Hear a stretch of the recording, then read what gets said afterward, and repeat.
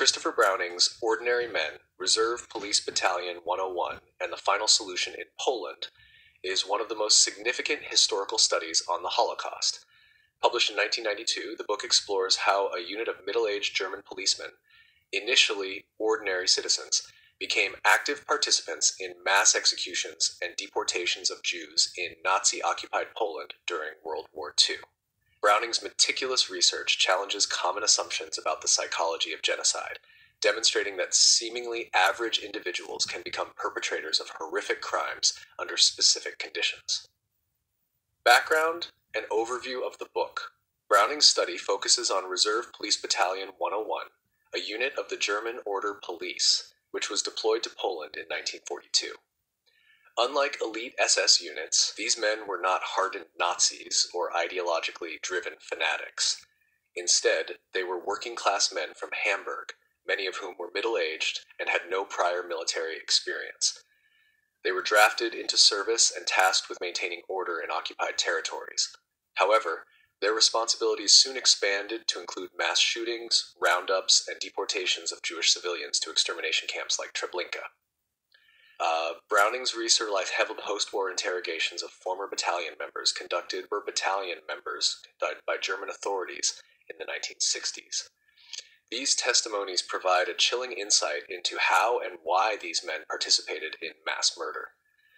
The book is structured around key events in the battalion's activities, including their first major massacre in the Polish village of Józefów, where they killed approximately 1,500 Jews in a single day. The psychological and social factors of participation. A central theme in Ordinary Men is the question of why seemingly normal individuals became willing executioners. Browning argues that their transformation was not due to deep-seated ideological fanaticism, but rather to a combination of social and psychological pressures. Obedience to authority. One of the most striking aspects of the battalion's behavior is their obedience to orders. Browning draws on social psychology, particularly the famous experiments of Stanley Milgram, to illustrate how ordinary people can commit atrocities when placed in hierarchical structures that demand compliance. In Józefów, Major Wilhelm Trapp, the battalion's commander, gave his men the option to refuse participation in the massacre. Only a small minority took this opportunity, while the majority complied, suggesting that peer pressure and the expectation of duty played crucial roles. Conformity and group dynamics. Browning emphasizes the power of social conformity. The battalion members operated in a close-knit group, and the fear of being ostracized or appearing weak likely influenced their willingness to participate. Many men later admitted they did not want to kill, but did so because they did not want to stand out. The idea of masculinity and loyalty to the unit further reinforced this pressure. Dehumanization and moral disengagement. Over time, the men of Reserve Police Battalion 101 became desensitized to violence. Their initial horror at executing Jews gradually gave way to routine killing. This process was facilitated by Nazi propaganda, which portrayed Jews as subhuman enemies. Additionally, the perpetrators often framed their actions as following orders rather than making moral choices, allowing them to distance themselves from personal responsibility. Key events in the battalion's history. The Józefów Massacre. The battalion's first major killing operation took place on July 13, 1942, in Józefów. Before the massacre, Major Trapp appeared distressed and reportedly wept as he relayed the order to kill all Jewish men, women, and children. Despite this emotional reaction, he did not disobey the command, nor did he prevent his men from carrying out the killings. The process was gruesome. Men shot their victims at close range in the back of the head, leading to immense psychological strain. Some drank heavily afterward to cope with the horror, but few refused to participate. Subsequent massacres and deportations. After Józefów, the battalion became increasingly involved in mass executions and deportations. They played a role in clearing ghettos, forcing thousands of Jews onto trains bound for death camps. By the end of their deployment, they had killed at least 38,000 Jews and assisted in sending 45,000 more to their deaths. Their increasing efficiency suggests a disturbing pattern of adaptation. What had initially been a deeply disturbing task became routine. Browning's argument against the special selection theory. One of the most critical aspects of Ordinary Men is Browning's challenge to the idea that only particularly brutal or ideologically committed individuals participated in the Holocaust. Some historians, including Daniel Goldhagen in his later work, Hitler's Willing Executioners, 1996, have argued that deep-seated German anti-Semitism was the primary driving force behind the Holocaust.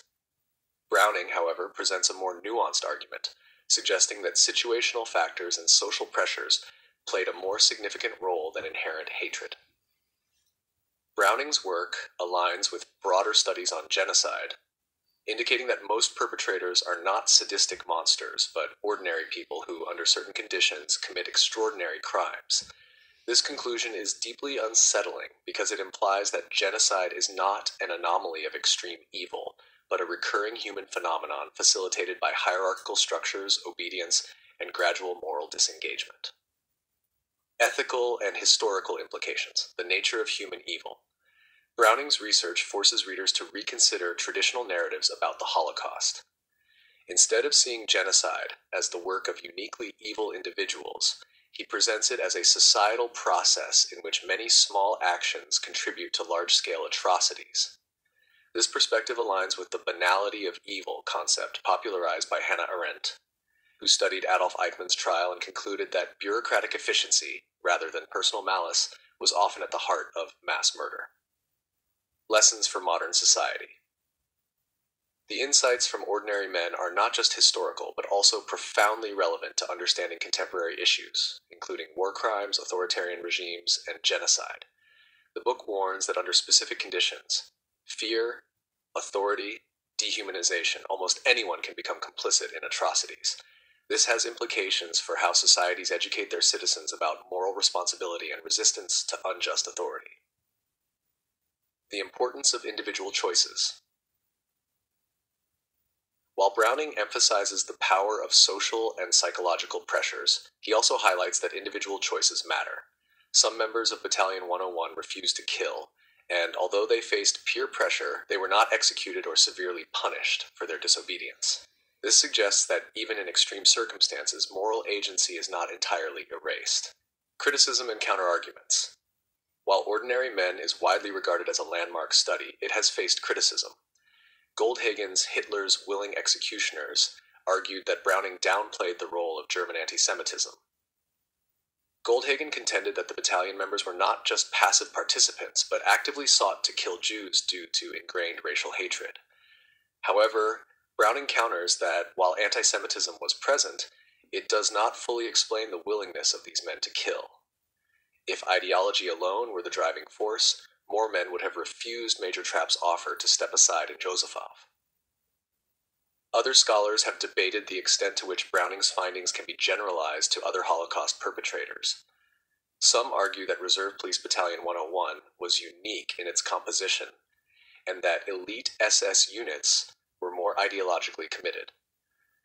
However, Browning's analysis aligns with other studies on genocide, including research on the Rwandan genocide and the atrocities in Bosnia, reinforcing the idea that situational factors often outweigh ideological commitments in motivating mass murder.